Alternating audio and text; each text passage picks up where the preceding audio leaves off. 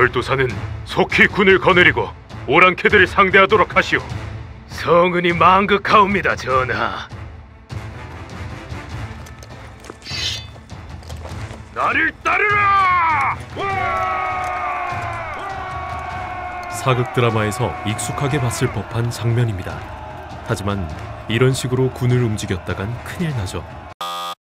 실제로 과거에 이렇게 군을 움직였다면 어땠을까요? 오랑캐들이 국경을 넘었다. 모두 나를 따라! 그래서 병부 갖고 오셨습니까? 야 중군! 너 나 몰라? 철도사 영감을 어찌 모르겠습니까? 그런데 병부 가져오셨냐고요? 없는데? 병부도 없이 사사로이 군을 움직이려 한 자다! 포박하라! 아니, 집에 병부 있다고! 여기서 말하는 병부란 일종의 보안 수단이었습니다. 잠시 조선시대의 법전인 경국대전을 보시죠. 발병부는 오른쪽 부신을 관찰사 절도사 및 여러 진에 나누어주고 왼쪽 부신은 대내에 보관한다. 만약 군대를 동원할 때는 왼쪽 부신과 교서를 내려보내어 양쪽을 맞추어 검증한 후에 군대 동원에 응하게 한다. 둥그런 부신의 한쪽 면에는 군대를 동원한다는 뜻의 발병 두 글자를 쓰고 반대편에는 지휘관이 부임하게 될 부대와 직함을 쓰고 이것을 반으로 쪼갭니다. 그리고 왼쪽은 왕이, 오른쪽 부신을 각 지방이나 부대에 보내어 보관하게 합니다. 그리고 왕이 지휘관을 파견할 때 왼쪽 부신을 내려주면 지휘관은 부신을 들고 부임지에 가서 부대가 보관하는 오른쪽 부신과 맞춰보는 것입니다. 두 부신이 딱 맞으면 정상적인 명령을 받았다고 인정하는 것이죠. 병부를 정상적으로 받았다면 상황은 이렇게 전개되었을 겁니다. 절도사는 속히 군을 거느리고 오랑캐들을 상대하도록 하시오. 성은이 망극하옵니다, 전하. 병부를 가져오셨습니까? 여기 있네.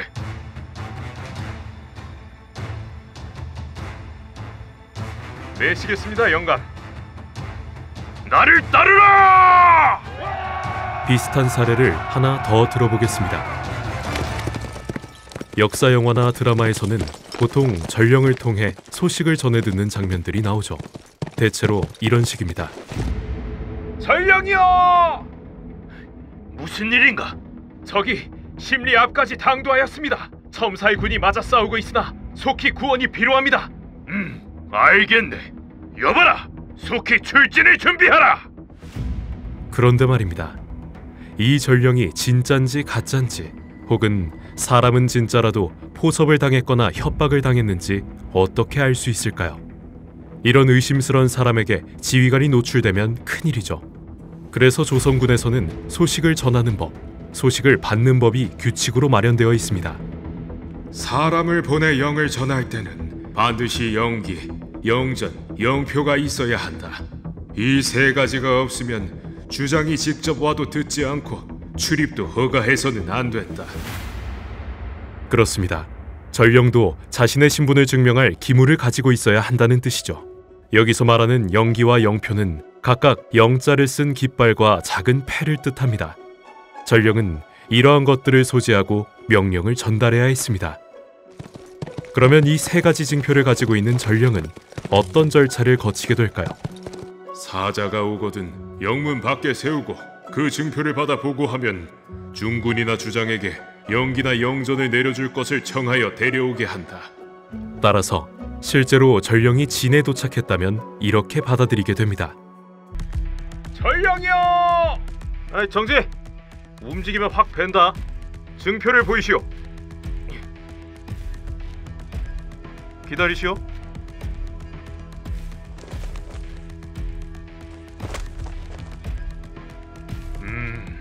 첨사의 전령이로군. 드리게! 예! 전령을 드려라! 적이 심리 앞까지 당도하였습니다. 첨사의 군이 맞아 싸우고 있으나 속히 구원이 필요합니다. 알겠네. 여봐라! 속히 출진을 준비하라! 조금 다른 사례를 들어볼까요? 절도사 영감, 낌새가 심상치가 않습니다. 멈춰라! 멈추랍시다! 야, 멈춰! 수상하다고 하면 소리를 죽여야지. 이렇게 뭔가 눈치챘다고 고래고래 소리를 질러 상대에게 알려줄 필요는 없을 겁니다. 정말 매복이 있다면 은밀히 준비를 해야 했겠죠. 이렇게 몰래 명령을 전달할 방법이 필요할 때, 혹은 야간 행군, 조선의 표현으로는 밀행을 해야 할 때를 위해 조선군은 암령이라는 제도를 썼습니다. 행령을 멈추고자 할 때는 초목의 가지를, 앉고자 할 때는 석괴를, 천천히 가고자 할 때는 장곤을, 급히 가고자 할 때는 관이전을, 적이 멀지 않거나 매복한 적을 경계할 때는 명전을 전한다.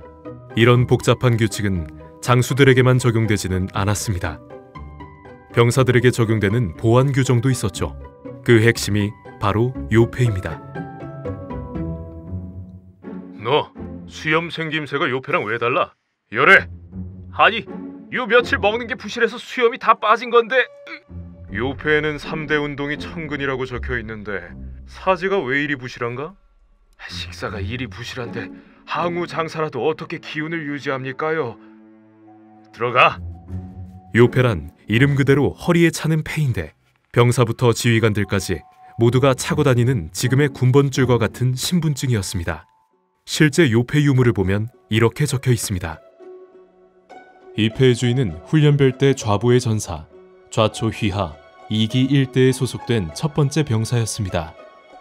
이름은 박이, 양민 출신으로 나이는 34세이며 아버지 성함은 박이득이고 순천 소라포 출신입니다. 키는 4척 2촌으로 145cm 남짓한 작은 키에 안색은 쇠빛깔처럼 어둡고 흉터는 없다고 합니다. 그리고 오른손 5손가락의 힘으로 100근, 약 64kg가량을 들 수 있고, 병과는 활을 쏘는 사수로 나와 있습니다. 힘으로 볼 때 박이익은 아마도 상당히 강한 활을 다뤘을 것 같습니다. 마지막으로 이 요패는 강희 12년 10월에 제작되었다고 적혀 있습니다. 즉 1673년에 제작되었다는 사실을 확인할 수 있습니다. 이렇게 소속 부대, 병사의 신원과 용모 등이 적혀 있으니 생김새를 확인하거나 군적과 대조하면 문제를 바로 알아낼 수 있었습니다. 이 제도를 성실히 지킨다면 적당히 군복만 챙겨 입은 첩자든 잡아낼 수 있었을 것입니다.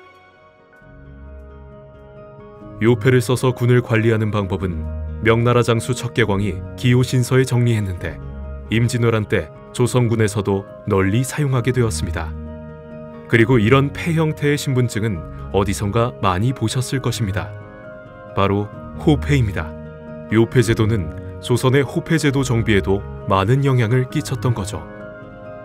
이렇게 조선군은 사전에 정해진 규칙과 기물들을 통해 많은 정보를 주고받거나 보안을 지켰습니다.